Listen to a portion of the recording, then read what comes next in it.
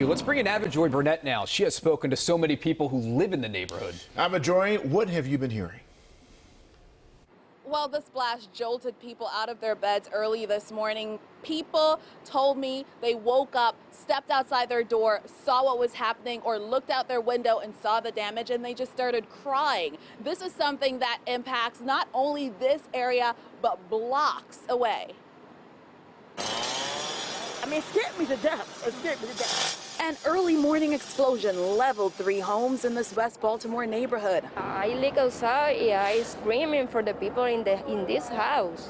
The power of the blast near Labyrinth Road sent a wave of energy at least a block over. Clothes flew into a tree. My other house is across the street from it.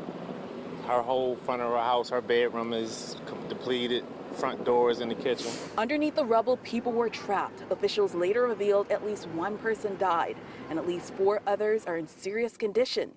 I start crying. I'm thinking, God, because it could have been worse.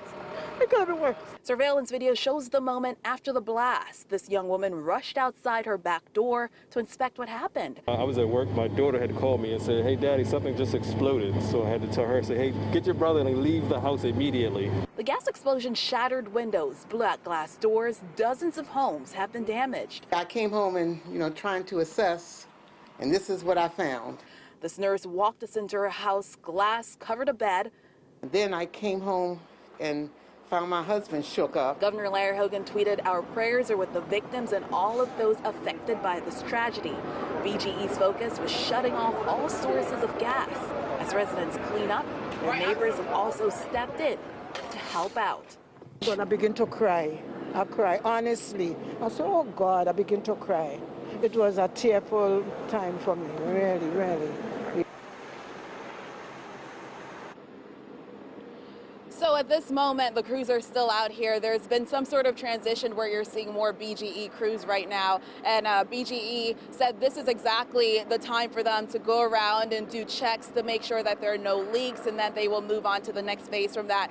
In the middle right there where the indentation is, that's where the 3-row homes exploded earlier this morning. But if you look down towards my left, all of those homes, they have some sort of damage. And as I was telling you guys earlier today, even if it's not apparent that there is damage, you just have to look a little bit closer. One of the homes where I thought there was nothing going on, I actually started speaking with the homeowner, and he said, nah, the glass has been shattered on the end. And sure enough, when we went around, that was exactly right. But if you come to this side of things, you see where there's progress being made. Many of these places now have plywood up as people start to try to rebuild after what happened earlier this morning. So it's really good to see that the progress is being made, and it's being made relatively quickly after this blast earlier this morning that killed at least 1 person, injured several others, and impacted so many people blocks over.